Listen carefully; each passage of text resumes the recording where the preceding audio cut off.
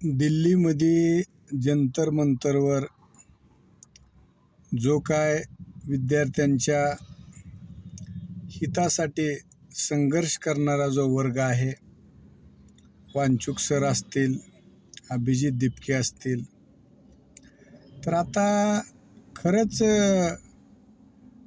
भारतामधल्या प्रत्येक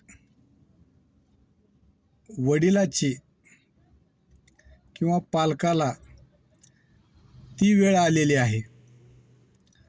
भविष्यामध्ये आता सध्या ज्यांचे मुलं शिकत असतील, ज्यांचे भविष्यामध्ये शिकणार आहेत, अशा सर्व पालकांनी एकत्र येऊन उभा राहणं गरजेचं आहे आणि देशव्यापी आंदोलन करणं गरजेचं आहे शांततेच्या मार्गानं.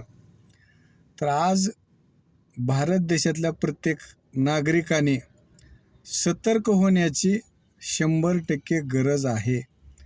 कारण त्या जंतर मंतरवर जी मुलं आहेत, कुणाचं वय 10 वर्ष आहे, कुणाचं 12 वर्ष आहे, 15 वर्ष, 18 वर्ष, 20 वर्ष, अगदी छोटे छोटे मुलं आणि महिलावर झालेला अन्याय हा खूप निषेध करण्यासारखी गोष्ट आहे.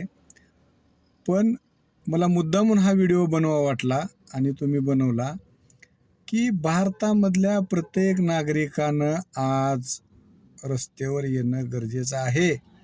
आणि तो जर आज वेळेवर जर रस्त्यावर नाही आला तर आयुष्यामध्ये त्याला पुन्हा रस्त्यावर येण्याची न घराच्या बाहेर निघण्याची सध्या हे लोक वेळ देणार नाहीत. कारण हा जो संघर्ष आहे तो कुठल्या राजकीय पक्षाच्या विरोधातला नाही, तर ते जी छोटे लहान लेकरं आहे, जे नीटच्या संदर्भात त्यांच्यावर झालेला अन्याय आहे त्याच्या विरोधातला आहे. याच्यामधले कुठल्या संघटनाच्या विरोधामध्ये हा संघर्ष नाही, कुठल्या पार्टीच्या समर्थनामध्ये हा संघर्ष नाही.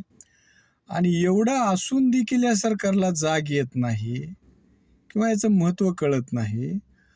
मग एवढी म्हणजे काय त्या लेकरांची, त्या मुलींची, त्या मुलांची काय चूक आहे किंवा भारतामधल्या जनतेची काय चूक आहे, तर हे खूप निंदनीय आहे. आणि मला असं वाटतंय प्रत्येक व्यक्तीनं ह्या सगळ्या कार्याचा, ह्या सगळ्या प्रकाराचा शांततेने विरोध केला पाहिजे. आणि आता ती वेळ आलेली आहे. तर माझी एकच विनंती आहे की सर्वांना जागं झालं पाहिजे. पुन्हा विचार करायला देखील वेळ राहणार नाही.